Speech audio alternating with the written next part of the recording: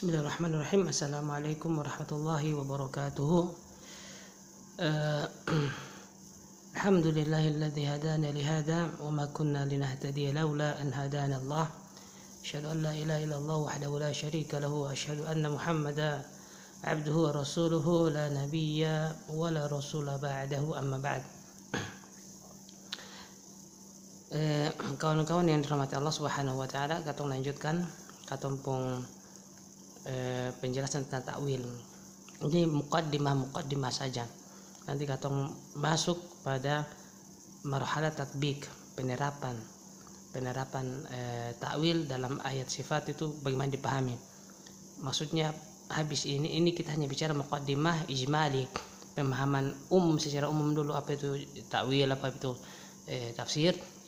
Habis itu nanti kita akan tatbik wa hadzalika fi marhalati tafsil, dan itu kita namakan marhalah perincian.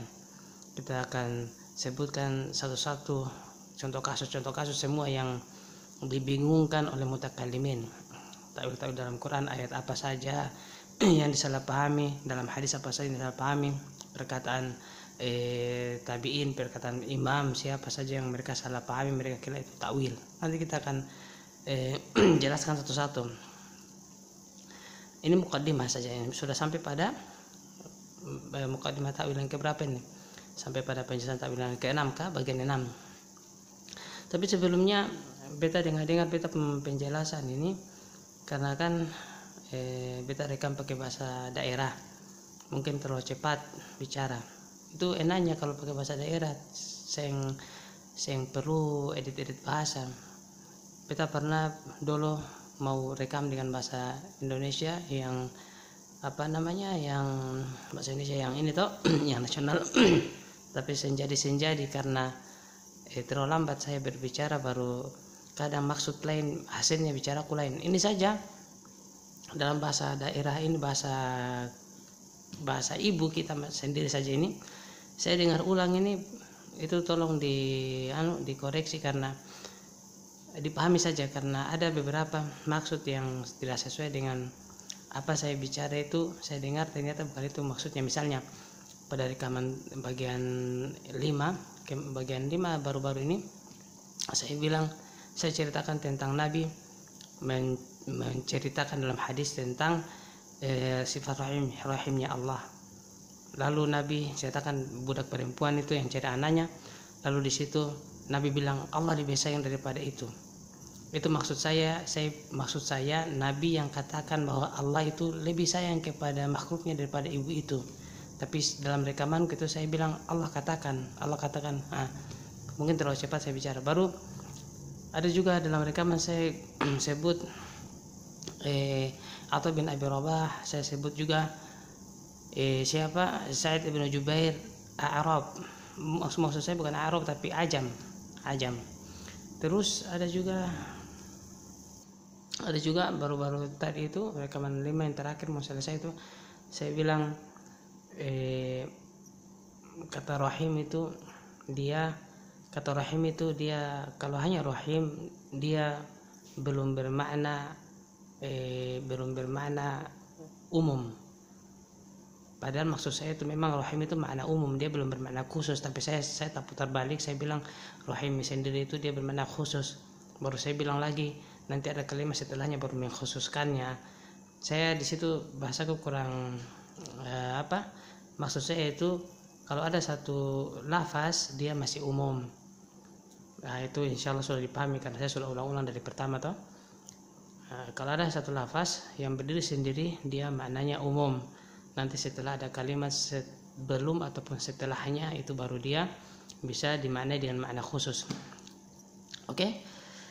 Berikutnya katong bahas tentang terakhir ini kayaknya penjelasan terakhir dari muqaddimah takwil, bahwa syarat kedua tentang syiat dan tarkib itu. Syarat pertama untuk takwil, jika kita pakai definisi ta'rif mutakhirin. Syarat yang kedua adalah kita itu harus mendatangkan harusnya para mutakalimin mutakhirin, Asy'ariyah, Maturidiyah, Mu'tazilah, Jahmiyah dan lain sebagainya itu, atau Ahmadiyah ini salah paham banyak ini, atau Ahmadiyah, kalau mereka mau takwil satu ayat berdasarkan pemahaman mereka, datangkan makna yang artinya menakwil satu lafaz, makna yang mereka mau palingkan dari lafaznya itu haruslah makna yang datang dari sumber yang qat'i juga, bukan yang zonni. Nah, kata jelaskan itu cuma kata perdalam. Maksudnya apa qat'i? Qat'i itu yang sebut dilalah. Maksudnya kalau bukan dia juga dari Quran sumbernya, dia dari hadis atau dari ijma'u salaf, pemahaman yang umum, kesepakatan 3 generasi yang dekat-dekat dengan Nabi itu. Karena kalau sampai begitu bahaya, bisa muncul pemahaman sendiri,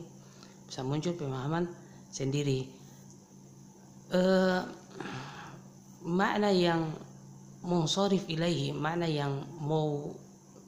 yang baru dengan makna sarfi minhu atau munsharif minhu, makna yang lama yang menjadi makna letternya lafaz yang mau diganti, itu tidak boleh bertentangan, dan dia itu harus qat'i. Dia harus dari qat'i. Misalnya begini, Nabi sallallahu alaihi wasallam kan bilang dalam Al-Qur'an, Allah Subhanahu wa taala berfirman, "Fa idza qara'tal Qur'ana fasta'id billah." Kalau kalian selesai baca Quran, maka berta'awudlah kepada Allah, fasta'id billah, minta perlindungan kepada Allah. Tapi ternyata Nabi sallallahu alaihi wasallam mempraktikkan ayat itu. Nabi itu berta'awud di awal sebelum baca Quran. Nabi tidak pernah berta'awud setelah baca Quran, tapi Nabi berta'awud sebelum baca Quran. Nah, itu maksudnya kita memahami pemahaman Quran. Allah bilang ta'awuz sebelum, Allah bilang ta'awuz sesudah, tapi kita ta'awuz sebelum, bukan dari akalnya kita, bukan, tapi memang Nabi yang begitu, Nabi yang praktikkan begitu, dan tidak mungkin Nabi mempraktikkan menyelesaikan perintah Allah begitu. Ada juga dalam lafaz-lafaz, misalnya dalam iqamat yang Nabi sallallahu alaihi wasallam tetapkan lafaz iqamat, qad qamatis shalatu qad qamatis shalah. Tahu qad qamatis shalah kurang lebih sama maknanya dengan fa idza qara'tal Qur'an qad qamatis shalah, itu salat sudah selesai dikerjakan, telah selesai salat dikerjakan, mari mi salat telah selesai dikerjakan. Maksudnya mau datang salat, tapi salat sudah habis.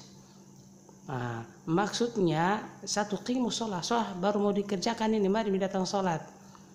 Nah, dari mana kata pahami begini? Begitu Nabi praktekkan. Itu maksud saya dengan makna munsharif ilaihi, harus dia qat'iyun subutud dilalah dari hadis Nabi juga. Atau mungkin kita pernah jelaskan tentang hadis yang diriwayatkan Muslim, hadis qudsi, yang Allah bilang, abdi maritu walam ta'udni, wahai hambaku, Allah katakan hambaku, saya sakit, kamu tidak menjengukku. Hambaku, saya meminta makanan, kau tidak kasih saya makan. Lalu bagaimana bisa di hadis qudsi itu seorang hamba bertanya, ya Allah, bagaimana kamu sakit? Bagaimana mungkin kamu sakit? Kamu Allah, bagaimana mungkin kamu sakit? Mustahil toh? Lalu Allah katakan, sesungguhnya tetanggamu yang sakit, kamu tidak menjenguknya. Di situ Allah sendiri yang menafikan makna sakit bagi Allah. Masih dalam satu hadis lafaz berikutnya. Itu maksudnya subutud dilala. Langsung ada dalam hadis yang sama juga penafiannya. Sementara yang tadi kalau qamatis shalah dengan fidya qiraatul Quran, itu penafiannya langsung dari perbuatan Nabi. Yang tentang hadis qudsi bahwa Allah sakit, penafiannya langsung dari Allah dalam masih satu kalimat hadis. Itu maksudnya subutu dilala, bukan dari akal sendiri. Nah, paham kasih nggak? Kemudian syarat yang ketiga adalah mana tidak boleh dia saling bertentangan, apalagi sampai menghapus makna lafaz, menganggap itu tidak ada. Kalau misalnya Allah katakan dalam Quran, yadullah bal yadahu mabsutatan, tangan Allah itu terbentang, lalu katong para mutakalimin pahami bahwa wah yadu Allah itu maksudnya kudrah. Tanya lagi dong, jadi yadullah itu ada hakikatnya kaseng? Dong pasti bilang seng ada, karena dong pun dalil nafah Allah atau nafahul yanfillah, meniadakan Allah min tajazzu, meniadakan Allah dari sifat terbagi-bagi. Maksudnya dong itu semua Allah itu pungzat tabagi-tabagi, terbagi-bagi. Maksudnya bagaimana dong pikir bagaimana itu? Nah, itu dong pikiran sakit. Dong pikir sampai Allah pun zat begitu, masya Allah. Saya bisa kata mau berpikir tentang zat Allah, kata pun akal terbatas. Jadi sampai mana kata pembahasan?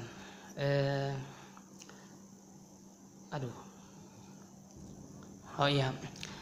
Jadi para mutakalimin itu dong menafikan makna lafaz, misalkan yadullah, dong nafikan itu tangan Allah, sudah katakan yadullah, berarti ada tangannya Allah, tapi hakikatnya kita tidak tahu. Tapi mutakalimin lain dong pahami yang ada tangan Allah. Ini yang saya maksudkan takwil 180 derajat dari makna lafaz. Lafaz menetapkan ada, mereka katakan tidak ada, itu 180 derajat. Ada barang jadi tidak ada barang, 180 derajat. Bahkan dong bilang kalau pahami ada tangan Allah itu kafir, sesat, memang sesat. Loh bagaimana mungkin sesat? Allah yang kabarkan, khabar, sifat khabari Allah yang kabarkan, subutuhu bisam'i, ditetapkan itu kabar khabariyah dengan ayat bukan dengan akal. Lalu kalian tiadakan dengan akal, bagaimana caranya? Lah itulah persoalan mereka itu mempertentangkan makna lafaz dengan makna apa, mereka meyakini lafaz itu bukan makna sebenarnya, sesat. Kalau makna sebenarnya itu susahnya mereka punya pikiran. Jadi mereka datangkan makna kudrah mengganti lafaz. Kudrah kan sifat ma'ani itu, sesuatu yang tidak, kudrah itu sifat, bukan barang. Lah terus harusnya tidak boleh bertentangan itu makna lafaz, makna yang mau datang menggantikan makna lafaz itu tidak boleh bertentangan. Sampai pada mereka yang mengatakan bahwa lafaz itu, mereka mengatakan bahwa ta'wil itu makna batin, tafsir makna zahir pun tidak bertentangan kalau kata pikir. Coba lihat Ibnu Abbas waktu katakan, Umar tanya, apa kamu pahami idza ja'a nusrullahi wal fath? Ibnu Abbas katakan itu ajal Nabi dekat, toh? Sementara para sahabat katakan itu kita beristighfar dan memuji Allah. Kedua-duanya tidak bertentangan. Baik mau pahami bahwa ayat itu, bahwa itu sudah tanda kedekatan ajal kah, atau kita diperintahkan beristighfar di saat kemenangan, dua-duanya bertentangan. Dibandingkan dengan apa yang dong pahami sekarang ini, justru lain karena dong ada barang jadi tidak ada. Yadullah, Allah sudah tetapkan, dong bilang tidak ada yadullah itu. Susah di situ.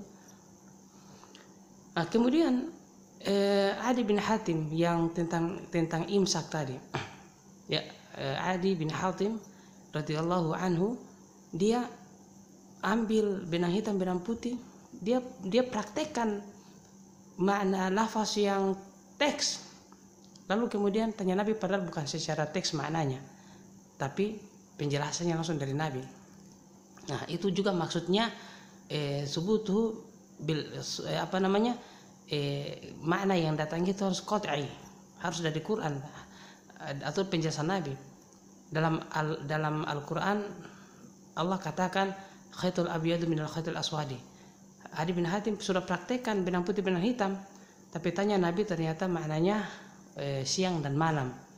Langsung Nabi jelaskan saat itu. Berarti itu yang saya maksudkan juga adalah makna yang datang itu harus dari Nabi sendiri. Contohnya itu juga Nabi jelaskan sendiri bahwa maknanya siang, sawadul lail minal bayadun nahar, sebagaimana hadisnya kan.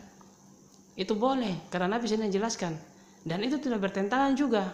Adi bin Hatim dia sudah praktekkan makna lafaz. Seandainya memahami makna lafaz itu sesat, Adi bin Hatim sesat kalau begitu. Tapi kan orang semua memahami dari makna lafaz. Tidak ada pertentangan orang yakini, baik sahabat, murid-murid sahabat itu bau takbir dong, saya yakin, saya ada dong pikiran sedikit pun bahwa lafaz itu bertentangan dengan makna. Apalagi sampai bilang bahwa banyak alamat-alamat palsu dalam Quran itu susah. Allah katakan sumastawa alal arsy, baru katong bilang Allah sing di arsy, itu alamat palsu, itu keliru. Terus terus makna lafaz memang tidak bertentangan dengan makna yang ada di lafaz itu, memang yang ada bertentangan dalam Quran. Sampai pada persoalan ru'yatullah, melihat Allah, kalau para mutakalimin dong bilang Allah itu tidak ada arah, maksudnya tidak, bagaimana bahasa Indonesianya ya, katong kalau mau lihat satu benda kan ada arahnya, benda itu di timur kah, di barat, di depan katong kah, di belakang katong kan, itu arah, jihad dalam bahasa Arab. Para mutakalimin Asy'ariyah, Maturidiyah dong pungkiri itu jihad bagi Allah, dong pungkiri jihad. Padahal Imam Baihaqi dalam Asma wa Sifat dia jelaskan bahwa ketika Nabi Musa ingin melihat Allah, Allah katakan fanzur ilal jabali fa in istaqarra makanahu fasawfa tarani.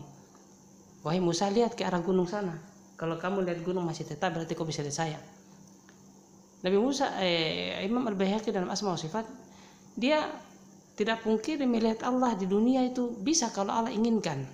Karena Allah kasih syarat bahwa lihat ke sana, ke arah gunung. Arah itu arah gunung punya arah. Berarti Allah itu hendak turun ke sesuatu yang ada arahnya. Tapi Imam Baihaqi dia keliru juga pada persoalan ini ketika menjelaskan hadis sataruna rabbakum, kalian akan melihat Allah di akhirat sebagaimana kalian lihat bulan, penduduk surga. Imam Baihaqi justru katakan di surga nanti katong melihat Allah itu tanpa arah, susah. Imam Baihaqi kan mutakallimin, dia habis tetapkan bisa melihat Allah di dunia, giliran di surga dia pungkiri arah. Kita baca dia pungkiri, tapi itu kayak bertentangan, dia pakai pemahaman sesama dia, pemahaman sendiri. Bahkan kalau katong itu agak lupa, itu agak lama kita baca, Imam Baihaqi dalam kitabnya Asma wa Sifat, pemahaman ini dia nukilkan dari gurunya. Siapa, Ibnu Sulaim kah, siapa, Ibnu Fawrak. Tapi yang jelas dia nukilkan pemahaman bahwa melihat Allah itu tanpa arah dari pemahaman gurunya juga. Sedangkan gurunya itu ada teks lafaznya yang Imam Baihaqi muat dalam kitab Asma wa Sifat. Gurunya bilang begini, tarawna rabbakum fi kulli jihatikum, kalian akan melihat Tuhan kalian dari masing-masing arah kalian. Loh, coba bayangkan tak? Guru bilang bahwa masing-masing arah, berarti kan ada arah toh, jihatikum, malah banyak arahnya. Imam Baihaqi bilang saya ada arah, guru bicara lain, murid memahami lain, bagaimana caranya? Sama-sama pakai akal. Mungkin maksudnya Imam Baihaqi itu bukan satu arah, banyak arah, lebih parah lagi banyak arahnya. Nah, pokoknya begitulah kalau bicara tentang mutakalimin, minta ampun juga. Belum pakai akal tapi begitu nih. Makanya kalau pernah ada yang tanya toh kepada Syekh Haramain, Syekh Utsaimin, ke Syekh Fauzan, wahai Syekh, bagaimana kita punya kita punya pegangan terhadap kitab Asma wa Sifat Al-Imam Baihaqi, kan Imam Baihaqi kan al-hadis. Syekh bilang kebutuhan kita terhadap buku Asma wa Sifat Imam Baihaqi itu kebutuhan sebatas kebutuhan mangkul, bukan makul. Mangkul itu maksudnya kita butuhkan saja riwayat-riwayat yang dari Nabi yang dia nukilkan. Tapi kalau pemahamannya makul, apa yang dia katakan tentang riwayat itu keliru. Nah, riwayat-riwayat yang Imam Baihaqi nukilkan juga bukan hanya ada dalam Sunan Baihaqi. Banyak ulama-ulama salaf, Imam Ahmad juga nukilkan, Imam Bukhari juga nukilkan. Cuma kan terlanjur tentang Imam Baihaqi, jadi begitu bicaranya toh. Sebelum 20 menit kita tutup. Assalamualaikum warahmatullahi wabarakatuh.